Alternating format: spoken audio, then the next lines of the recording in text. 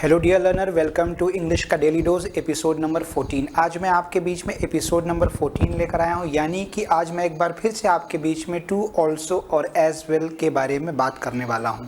आज का episode part 2 होगा और आज के सेशन में मैं आपको क्वेश्चंस भी कराऊंगा, यानी पिछले एपिसोड में और आज के एपिसोड में दोनों को मिलाकर जितने भी कॉन्सेप्ट मैंने आपको अब तक कवर कराए होंगे उन पर मैं आपको एपिसोड के लास्ट में क्वेश्चंस कराऊंगा। तो शुरू करते हैं आज के सेशन को बिना किसी डिले के। तो यहाँ पर आप देखिए, और प्लीज़ जिन्होंने अब तक एपिसोड नंबर 13 न देखा हो वो प्लीज़ याद से एपिसोड नंबर 13 को देख लें। उसके बाद जब आप आज का एपिसोड देखेंगे तो आपको चीज़ें ज़्यादा बेहतर तरीके से समझ में आएंगी। एक क्विक रिवीजन करूंगा ताकि एपिसोड नंबर 13 को मैंने कहाँ पे एंड किया था और एपिसोड नंबर 14 को मैं कहाँ से शुरू करूंगा, दोनों पॉइंट्स को मैं प्रॉपर तरीके से कर सकूं कनेक्ट। जैसे मैंने कहा था कि जब आप सामने वाले के आंसर को कॉपी करते हो तो आप या तो पॉजिटिव सेंटेंस को कॉपी करते हो या तो आप नेगेटिव सेंटेंस को कॉपी करते हो। ध्यान से बात को सुनिएगा, क्योंकि एपिसोड के लास्ट में हमेशा की तरह मैं ढेरों क्वेश्चंस आपको दूंगा, सॉल्व कराऊंगा, स्टेप बाय स्टेप मैं समझाऊंगा कि इसका आंसर क्या है और क्यों है। अगर राम ने कहा आई लाइक आइसक्रीम, जैसा कि मैंने एपिसोड नंबर 13 में आपको बताया था, I like ice cream, I like an ice cream. अगर राम ये कहता है कि मुझे आइसक्रीम पसंद है तो इस पर क्या जवाब होता है श्याम का? श्याम कहता है मुझे भी आइसक्रीम पसंद है। यानी श्याम ने राम के स्टेटमेंट को कॉपी कर दिया था और इसका मैंने आंसर बताया था कि जब आप सामने वाले के स्टेटमेंट को कॉपी करते हो, स्पेशली तब जब सामने वाले का स्टेटमेंट पॉजिटिव होता है, तो आपको एक नहीं, दो नहीं, तीन स्ट्रक्चर्स मिलते हैं ऐसा करने के पीछे। आइए बात को करते हैं आगे। यहाँ पर मैंने जो तीनों स्ट्रक्चर बताया था वो ये था कि जब श्याम ने कहा कि मुझे भी, तो इस मुझे भी का मैंने 3 आंसर बताया था एपिसोड नंबर 13 में। और आज जो मैं क्वेश्चंस लेकर आया हूँ वो वही बच्चे कर पाएंगे जिन्होंने एपिसोड 13 को अच्छी तरीके से कवर अप किया था। फॉर्मूला ये था कि जब आप सामने वाले के स्टेटमेंट को कॉपी करते हो तो जाहिर सी बात है कि अगर सामने वाले का स्टेटमेंट पॉजिटिव है तो आपका स्टेटमेंट भी पॉजिटिव होना चाहिए, अदरवाइज आप उसके स्टेटमेंट को कॉपी कैसे कर पाओगे। तो जब श्याम ने ये बोला कि मुझे भी, तो जाहिर सी बात है कि श्याम का ये बोलना राम के द्वारा जो टेंस यूज किया गया, श्याम भी तो वही टेंस यूज करेगा, नहीं तो वो कॉपी कैसे करेगा। तो मैंने बताया कि सो के बाद आपको ऑक्सिलरी वर्ब लगाना पड़ेगा और उसके बाद आपको यूज करना पड़ेगा सब्जेक्ट। जी हाँ, ये पहला स्ट्रक्चर है जो मैंने आपको एपिसोड नंबर 13 में बताया था। अब बात को आगे बढ़ाते हैं। अगर आप इस तरीके से कॉपी नहीं करना चाहते तो आपके पास एक तरीका और है, जहाँ पे आप शुरुआत करते हैं सब्जेक्ट से, सब्जेक्ट के बाद आप यूज़ करेंगे ऑक्सिलरी वर्ब और लास्ट में आपके पास 2 वर्ड्स हैं, या तो आप ऑल एज वेल का यूज़ कर सकते हैं या फिर आप यूज़ कर सकते हैं TOO का। ये बेसिक बातें हैं, इस पर आपको बहुत ध्यान रखना पड़ेगा। इसीलिए मैं बार बार कह रहा हूँ कि एपिसोड नंबर 13 को एक बार याद से आप अटेंड कर लीजिएगा। अब श्याम चाहे अपनी बात को इस तरीके से कहे और चाहे इस तरीके से कहे, दोनों ही तरीके एक्सेप्टेबल होंगे। एक चीज़ का ध्यान रखिएगा, एपिसोड के लास्ट में जब मैं क्वेश्चंस दूंगा तो ये बहुत काम आने वाला है। वो ये है कि अगर राम ने प्रेजेंट इंडेफिनिट टेंस का यूज़ किया है, मैं रिपीट कर रहा हूँ, अगर राम ने प्रेजेंट इंडेफिनिट टेंस का यूज़ किया है तो श्याम भी प्रेजेंट इंडेफिनिट टेंस का ही यूज़ करेगा। यानी कि यहाँ पे जो आप ऑक्सिलरी वर्ब लगाओगे या यहाँ पे जो आप लगाओगे ऑक्सिलरी वर्ब, वो ऑक्सिलरी वर्ब पूरी तरीके से राम के द्वारा इस्तेमाल किए गए टेंस के हिसाब से ही होना चाहिए। यानी कि आप श्याम के स्टेटमेंट में भी प्रेजेंट इंडेफिनिट टेंस का ही यूज़ करोगे, किसी और टेंस का यूज़ मत करना। और अगर आज आपको ये बात क्लियर हो गई तो आज के सारे क्वेश्चंस आप बहुत आराम से कर लोगे। अब देखिएगा, तो श्याम ने कहा मुझे भी, तो अगर श्याम ये बात सो से कहे तो वो बोलेगा सो डू आई। और जैसा कि आपको पता है कि डू कहाँ से आया, राम ने प्रेजेंट इंडेफिनिट टेंस का यूज किया तो श्याम ने भी प्रेजेंट इंडेफिनिट टेंस का ही यूज किया। और आपको मालूम होना चाहिए, अगर आपने टेंस पढ़ा है तो आई के साथ कभी डज का यूज नहीं होता है, हमेशा जी हाँ डू का यूज होता है। लेकिन अगर सेकेंड स्ट्रक्चर का यूज करे श्याम राम के स्टेटमेंट को कॉपी करने के लिए, तो वो शुरुआत करेगा सब्जेक्ट से और लिखेगा आई डू टू या आई डू एज वेल। और यहां पर भी आप देख सकते हैं कि कैसे श्याम ने अपने स्टेटमेंट में डू का यूज किया, यानी इन दोनों ही एग्जाम्पल्स में श्याम ने भी प्रेजेंट इंडेफिनिट टेंस का ही यूज किया है। इस बात का आपको बहुत ध्यान रखना पड़ेगा, नहीं तो आप आज के क्वेश्चंस नहीं कर पाओगे। आइए, अगर राम का सेंटेंस पॉजिटिव ना होता, मैं रिवीजन इसलिए करा रहा हूं क्योंकि मुझे पता है कि मेरे इतने कहने के बावजूद भी आप में से बहुत से लोगों ने एपिसोड नंबर 13 नहीं देखा होगा, क्योंकि आप लोगों की आदत है ना, कुछ स्टूडेंट्स लाइफ में आदत होती है टीचर की बात ना मानने की। अब ये देखिए, अगर राम ने कहा, गौर करिएगा, अगर राम ने कहा कि मुझे आइसक्रीम पसंद नहीं है, I don't like an ice cream, I don't like an ice cream, अगर ये राम कहता है तो श्याम अगर इसकी बात को कॉपी करेगा तो जाहिर सी बात है श्याम बोलेगा मुझे भी, यानी मुझे भी आइसक्रीम पसंद नहीं है। तो यहाँ पर श्याम क्या कहेगा? श्याम कहेगा मुझे भी।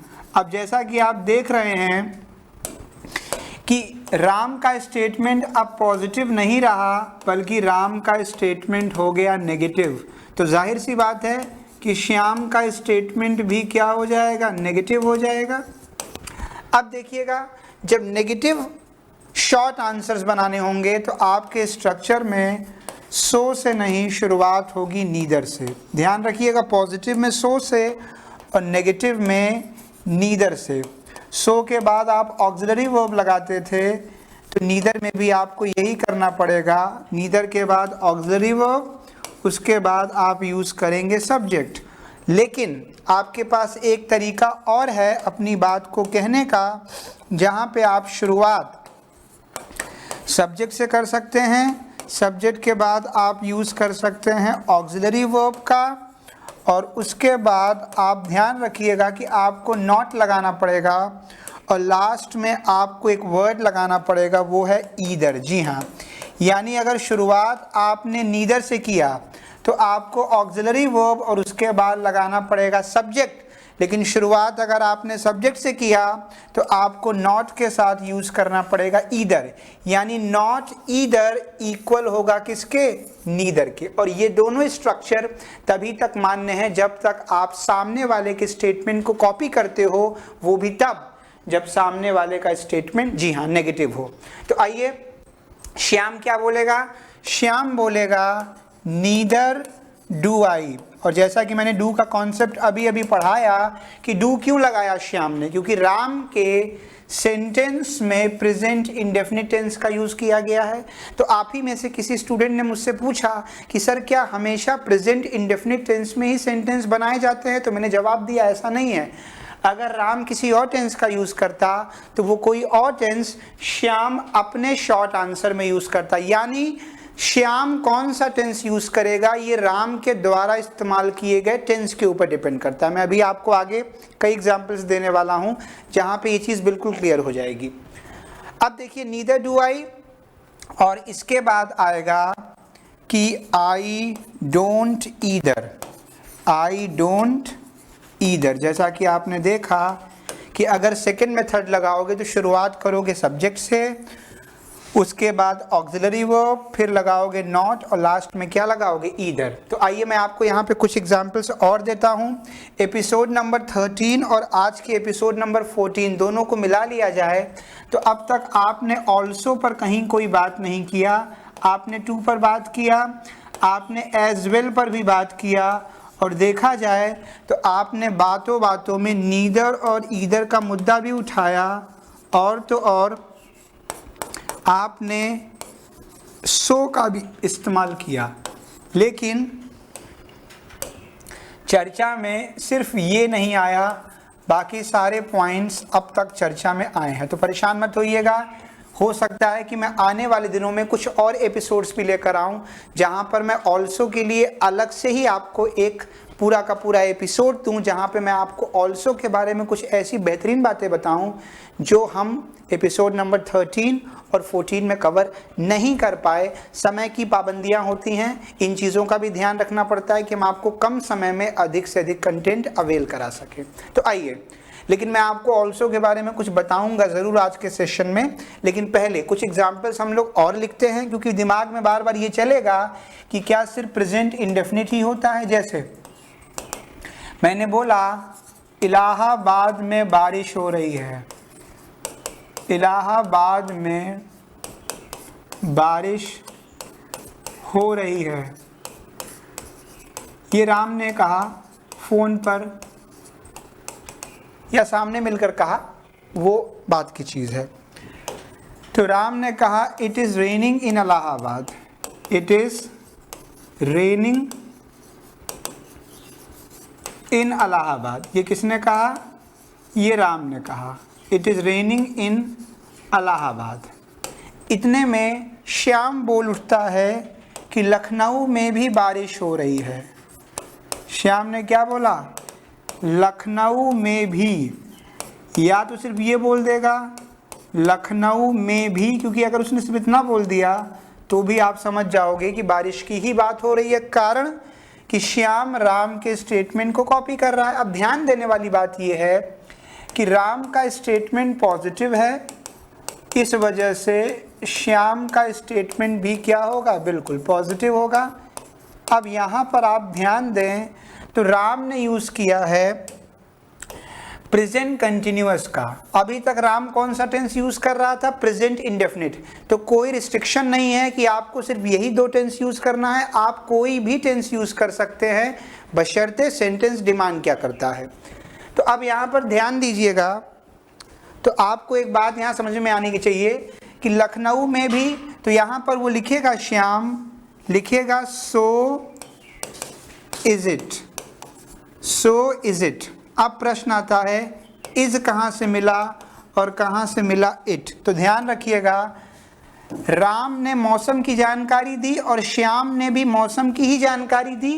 तो जब मौसम के बारे में बात करते हैं तो हम प्रोनाउन इट का यूज़ करते हैं, और इज कहाँ से मिला ये बताने की नीड नहीं है, जबकि राम का स्टेटमेंट प्रेजेंट कंटिन्यूअस में है और इट यहाँ पर सब्जेक्ट है, वो भी सिंगुलर। तो जाहिर सी बात है कि इट नहीं लगेगा, इज नहीं लगेगा, तो और क्या लगेगा? हाँ, लास्ट में आपको इन लखनऊ लगाना ज़रूरी है, क्योंकि अगर आप ये नहीं लगाओगे तो ये चीज़ क्लियर नहीं होगी। तो क्या बन गया? राम ने क्या बोला? It is raining in Allahabad. तो श्याम बोलता है so is it in Lucknow, या श्याम इस बात को बोल सकता है it is in Lucknow too, या it is in Lucknow as well. जैसा कि मैंने आपको बताया कि जब आप पॉजिटिव सेंटेंस को कॉपी करते हो तो आप टू या एज वेल का यूज़ करते हो। इट इज़ इन लखनऊ क्या? टू, या it is in Lucknow as well. तो श्याम को ज़्यादा कुछ बोलने की नीड नहीं थी, सिर्फ लास्ट में उसने ये दो बात कह दिया, और इस तरीके से श्याम ने राम के स्टेटमेंट को क्या कर लिया? कॉपी कर लिया। तो आपको अब तक की सारी बातें क्लियर हो गई होंगी कि किस तरीके से too, as well, neither, either और सो काम करते थे। आइए हल्की सी बात मैं आपको ऑल्सो के बारे में बता दूं, और जैसा कि मैंने कहा कि बहुत जल्द मैं एक एपिसोड लेकर आने वाला हूं जिसमें मैं आपको स्पेशली ऑल्सो के बारे में काफ़ी कुछ बताऊंगा। तो परेशान मत होइएगा, मैं कोई भी पॉइंट, जैसा कि आप जानते हैं कि इंग्लिश के डेली डोज में मैं रोज़ाना रात 9 बजे आपके बीच में कुछ ऐसे पॉइंट्स, कुछ ऐसे कंटेंट्स लेकर आता हूं जिसका आपकी प्रतियोगी परीक्षा से, आपके स्पोकन इंग्लिश से, आपके रिटन इंग्लिश से, आपके कॉम्प्रिहेंशन से सीधा ताल्लुक़ होता है। तो अगर आप चाहते हैं कि आप के लिए मैं ऐसे ही रोज़ाना इंटरेस्टिंग एपिसोड्स बनाता रहूं, तो कमेंट सेक्शन में कमेंट ज़रूर किया करिए कि आप अगला एपिसोड किस पॉइंट पर देखना चाहते हैं। मैं प्रॉमिस करता हूं कि आज नहीं कल मैं आपके उस पॉइंट पे भी एपिसोड ज़रूर लेकर आऊँगा। तो आइए अब सेशन को हम एंड की तरफ लेके चल रहे हैं, लेकिन हमेशा की तरह मैं आपको पहले क्वेश्चंस कराऊँगा और उसके बाद मैं सेशन को एंड करूँगा। ध्यान दीजिएगा, एग्जाम्पल ये है कि राम को भी अंग्रेजी या राम को भी आइसक्रीम पसंद है। यहाँ ध्यान दीजिएगा, राम को भी आइसक्रीम पसंद है। अगर आप इस सेंटेंस को ध्यान से देखें तो इस सेंटेंस को बोलने के बाद मैंने कोई और सेंटेंस नहीं लिखा, जैसा कि आपने ऊपर देखा था स्टार्टिंग में आज के एपिसोड नंबर 14 में। ये देखिए क्या लिखा था, राम ने क्या बोला, आई लाइक एन आइसक्रीम, और उसके बाद श्याम ने उसकी बात को कॉपी किया। लेकिन अब मैं यहाँ पर एक सिंपल सा स्टेटमेंट लिख रहा हूँ जिसमें मैं किसी को कुछ कॉपी नहीं करूँगा। ये देखिए, राम को भी आइसक्रीम पसंद है, यहाँ पर भी शब्द का यूज़ किया गया है। और जैसा कि पता है कि जब शॉर्ट आंसर्स बनाते थे हम लोग, क्या शॉर्ट आंसर्स, तो हम यूज़ करते थे पॉजिटिव सेंटेंस में किसका, सो का यूज़ करते थे, टू का यूज़ करते थे, और किसका यूज़ करते थे, एज वेल का। लेकिन अब नहीं रहा ये शॉर्ट आंसर्स, बल्कि एक सिंपल सा आंसर है और जिसमें हिंदी क्या है, भी। तो अब हम इसका यूज़ नहीं करेंगे सो का, बल्कि इसी की जगह पर हम यूज़ करेंगे ऑल्सो का। और हमारा आने वाला एपिसोड जो मैं बहुत जल्द लेकर आऊँगा, वहाँ पे मैं आपको स्पेशली ऑल्सो के बारे में कुछ बताऊँगा। फिलहाल यहाँ पर मैं आपको इतना कहना चाहूँगा कि एक फॉर्मूला होता है। मैं यहाँ शॉर्ट आंसर की बात नहीं कर रहा हूँ, शॉर्ट आंसर पे तो बात हो चुकी है। अब ये एक नया मुद्दा है, जब हिंदी के सेंटेंस में भी शब्द आए तो उसकी इंग्लिश कई बनती है। यहाँ पर एक बेसिक स्ट्रक्चर पर मैं फोकस कर रहा हूँ। आप सब्जेक्ट लगाओगे, हेल्पिंग वर्ब लगाओगे, मेन वर्ब लगाओगे, ज़रूरत पड़ने पर ऑल्सो ऑब्जेक्ट लगाओगे, और लास्ट में आप यूज़ करते हो टू का या एज वेल का। तो आपने एक बात नोटिस किया कि शॉर्ट आंसर में भी टू और एज वेल अंत में आता था, और यहाँ पर भी टू और एज वेल अंत में आएगा। यानी राम को भी आइसक्रीम पसंद है, इसकी इंग्लिश होगी Ram likes an ice cream too. ये देखिए, Ram likes an ice cream too और Ram likes an ice cream as well. ध्यान रखिएगा, अमेरिकन इंग्लिश में एज वेल का इस्तेमाल नहीं होता, लेकिन ब्रिटिश में हम एज वेल और टू दोनों का इस्तेमाल करते हैं। लेकिन अगर जनरल कॉन्वर्जेशन की बात करें तो टू ज़्यादा प्रचलन में है, यानी टू का इस्तेमाल लोग ज़्यादा करते हैं। अब यहाँ समझिएगा, तो ये सेंटेंस के लास्ट में आया, तो किसी ने कहा कि सर ऑल्सो अभी भी नहीं आ रहा, तो ऑल्सो अब आएगा। ये ध्यान दीजिएगा, ऑल्सो कहता है कि मैं हमेशा वर्ब से पहले आता हूँ। तो ये देखिएगा, स्ट्रक्चर आपका ऐसे बनेगा। अगर आपको ऑल्सो का यूज़ करना है तो ध्यान रहे कि ऑल्सो हमेशा किसके पहले आता है, ऑल्सो हमेशा आपके मेन वर्ब से पहले आएगा, हेल्पिंग वर्ब के बाद में आएगा। तो अगर मैं ये कहूँ कि पहले आप सब्जेक्ट के बाद ऑक्सिलरी वर्ब लिख लें, ऑक्सिलरी वर्ब के बाद आप लिखेंगे ऑल्सो, ध्यान रखिएगा। उसके बाद मैं शॉर्ट फॉर्म में लिख दे रहा हूँ मेन वर्ब, और उसके बाद आप लिखेंगे ऑब्जेक्ट। यानी राम को भी आइसक्रीम पसंद है। इस सेंटेंस को आप ऐसे भी लिख सकते थे कि राम ऑल्सो, क्योंकि इसमें कोई हेल्पिंग वर्ब तो आ नहीं रहा है, क्योंकि ये प्रेजेंट इंडेफिनिट टेंस है, तो हेल्पिंग वर्ब की नीड ही नहीं है। तो Ram also likes an ice cream, likes an ice cream. और जैसा कि मैंने बोला कि बहुत जल्द मैं एक एपिसोड लेकर आने वाला हूं जिसमें मैं सिर्फ ऑल्सो पे ही बात करूंगा, तो आप परेशान बिल्कुल मत होइएगा। यहाँ पे मैं एपिसोड 14 का एंड करने जा रहा हूं, और एंड करने से पहले लीजिए, मैंने आपको ऑल्सो का भी कॉन्सेप्ट पढ़ा दिया, टू एज वेल का कॉन्सेप्ट तो मैं आपको एपिसोड नंबर 13 से ही पढ़ाता आ रहा हूं। तो आइए, समय आ गया है कि अब हम कुछ क्वेश्चंस पे प्रैक्टिस करें कि अगर एग्जाम में इन तीनों शब्दों पर सवाल आता है तो क्वेश्चन का फॉर्मेट क्या होना चाहिए। तो ध्यान दीजिएगा, यहाँ पर सभी लोग फोकस करिएगा, सारी चीज़ें आपको भी क्लियर होंगी। ये देखिए, सबसे पहला क्वेश्चन, सब लोग ध्यान देंगे। यहाँ क्या लिखा हुआ है, fill in the blanks. Ram does not have a car, यानी राम के पास कार नहीं है। तो किसी ने कहा श्याम के पास भी कार नहीं है। गौर करिएगा, सेंटेंस क्या है, Ram does not have a car dash Shyam. आप अगर फोकस करें तो ये प्रेजेंट इंडेफिनिट टेंस है। और मैंने क्या बोला था कि जो टेंस राम यूज करेगा वही टेंस आप श्याम के लिए इस्तेमाल करोगे। अब ये सेंटेंस नेगेटिव है तो जाहिर सी बात है कि शुरुआत या तो आप करेंगे नीदर से या फिर आप लास्ट में लगाएंगे नॉट ईदर। स्ट्रक्चर आपको क्लियर रहना चाहिए, इसीलिए आपसे बार बार निवेदन कर रहा हूं कि एपिसोड नंबर 13 को याद से देख लीजिएगा। 13 और 14 दोनों को मिलाकर आज के क्वेश्चंस तैयार किए गए हैं। हालांकि रिवीजन मैंने करा दिया है, लेकिन हो सकता है कि उतना रिवीजन पर्याप्त ना हो। अब देखिए, तो यहाँ पर अगर आप ध्यान से देखें तो आपको पता चलेगा कि सी ऑप्शन आपका गलत है, क्योंकि ईदर के पहले नॉट आना चाहिए और यहाँ पर ईदर के बाद नॉट है। बी ऑप्शन गलत है क्योंकि ईदर के बाद आएगा ही नहीं auxiliary verb.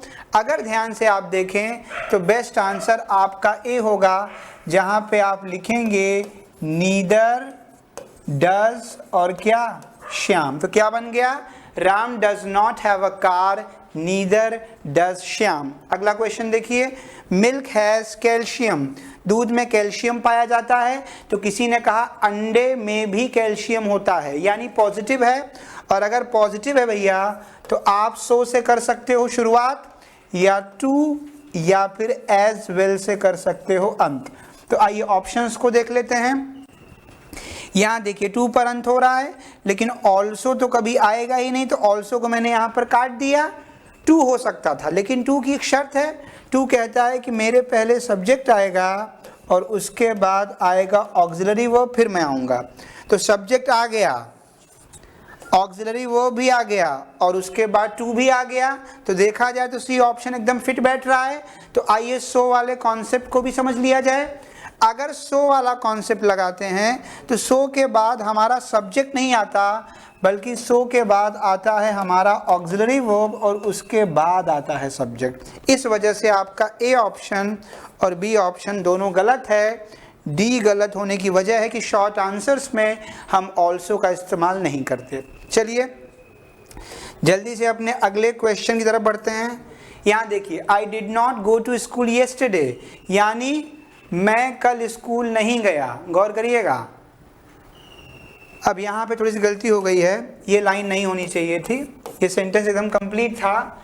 I did not go to school yesterday and Shyam did not go, यहाँ पर गो होगा, and Shyam did not go either. Question अब आपका बिल्कुल सही हो गया, परेशान मत होइएगा। I did not go to school yesterday, यानी आई कह रहा है कि मैं कल स्कूल नहीं गया, और फिर कह रहा है कि श्याम भी स्कूल नहीं गया, यानी मैंने कौन सा टेंस यूज किया, पास्ट इंडेफिनिट, ध्यान दीजिएगा। और श्याम भी कौन सा टेंस यूज करेगा, पास्ट इंडेफिनिट, लेकिन नेगेटिव है। तो शुरुआत आप किससे कर सकते थे, आप शुरुआत कर सकते थे सब्जेक्ट से, उसके बाद ऑक्सिलरी वर्ब, उसके बाद नॉट, और लास्ट में आप लगाते ईदर। इन्होंने बेवजह वर्ब की फर्स्ट फॉर्म लगा दिया। मैं रिपीट कर रहा हूं, सब्जेक्ट सही जगह पे है, ऑक्सिलरी वर्ब भी सही जगह पर है, नॉट भी सही जगह पर है। जो बेवजह इन्होंने फर्स्ट फॉर्म लगा दिया, जैसा कि मैंने बोला यहाँ गो है, वो टाइपिंग एरर है। उसके बाद ईदर, यानी नॉट के बाद सीधे ईदर आना था, इन्होंने बेवजह गो लगाकर सारा खेल बिगाड़ दिया। तो आइए, अब ये तो क्लियर है कि नो इम्प्रूवमेंट तो यहाँ होगा नहीं, इम्प्रूवमेंट की आवश्यकता है। तो आइए बात करते हैं। अगर मैं लिखता हूं श्याम डिड नॉट ईदर, तो यहाँ पे लिख दिए हैं नीदर, ये भी गलत हो गया। और अगर नीदर के बाद मैं श्याम लिखूंगा तो गलत होगा, क्योंकि नीदर के बाद ऑक्सिलरी वर्ब आना चाहिए। तो ले दे के हमारा बचता है C option, Shyam did not either, यानी I did not go to school yesterday and Shyam did not either. ये आपका सही आंसर हुआ। क्वेश्चन नंबर 4, मैं 12 साल से अंग्रेजी पढ़ा रहा हूं। I have been teaching English for 12 years, ये मैंने कहा। तो इस पर किसी ने कहा कि रमेश भी 12 साल से अंग्रेजी पढ़ा रहा है।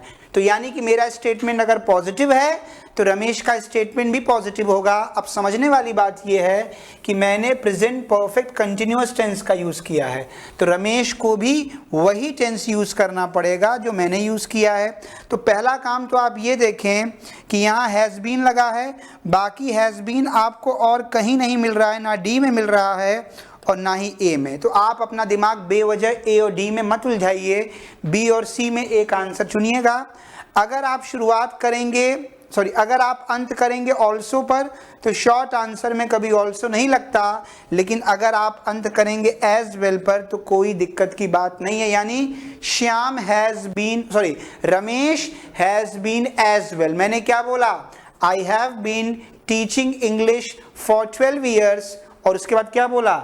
And Ramesh has been as well. और रमेश भी 12 साल से पढ़ा रहा है। चलिए जल्दी से अपने अगले क्वेश्चन की तरफ बढ़ते हैं। English is one of the most spoken languages, यानी अंग्रेजी सबसे ज़्यादा बोले जाने वाली भाषाओं में से एक है। तो किसी ने कहा कि हिंदी भी सबसे ज़्यादा बोले जाने वाली भाषाओं में एक है। अब प्रश्न आता है कि यहाँ पर इज का यूज़ किया गया जो कि बी है, यानी ये सिंपल टेंस है। तो अगर आपके सेंटेंस में सिंपल टेंस का यूज़ किया गया है तो जहाँ पे आपने शॉर्ट आंसर लिखा है वहाँ पर भी आप सिंपल टेंस का यूज़ करेंगे। तो यहाँ पर अगर मैं डज न यूज़ करके यहाँ पर इज लगा देता तो बिल्कुल सही सेंस बन जाता। और सो इज, गौर करिएगा यहाँ क्या लिखा हुआ है? So is Hindi. अच्छा, सो भी लगा रहे हैं भाई साहब और टू भी लगा रहे हैं तो लो गलत हो गया। हिंदी इज टू, ये बिल्कुल सही जा रहा है, लास्ट में टू आ सकता है, ऑल्सो नहीं आ सकता, और नो इम्प्रूवमेंट तो वैसे भी गलत है। तो क्वेश्चन नंबर 5 का सही आंसर है 6। क्वेश्चन नंबर 6 का आंसर मैं आज नहीं बताऊंगा, मैं आप लोगों को ये होमवर्क के तौर पे दे रहा हूं, और जैसे ये सेशन एंड होगा मैं कमेंट सेक्शन में इस क्वेश्चन का सही जवाब वहां पर दूंगा। लेकिन मैं पहले चाहूंगा कि आप लोग क्वेश्चन नंबर 6 का आंसर टाइप करें कमेंट सेक्शन में, वहीं पर मैं आपको क्वेश्चन नंबर 6 का आंसर दूंगा। सो डियर लर्नर, आज के इंग्लिश के डेली डोज के एपिसोड नंबर 14 में सिर्फ इतना। अब हमारी आपसे मुलाकात होगी कल रात 9 बजे इंग्लिश डेली डोज के एक नए एपिसोड में, जहां पर मैं आपको कुछ और रोचक बातें बताऊंगा इंग्लिश से ही संबंधित। तो एक बार फिर से आप सभी लोगों का बहुत बहुत धन्यवाद सेशन में शामिल होने के लिए। मिलते हैं कल रात 9 बजे इंग्लिश डेली डोज के नए एपिसोड में। Thank you so much for being with us. Thank you and good night.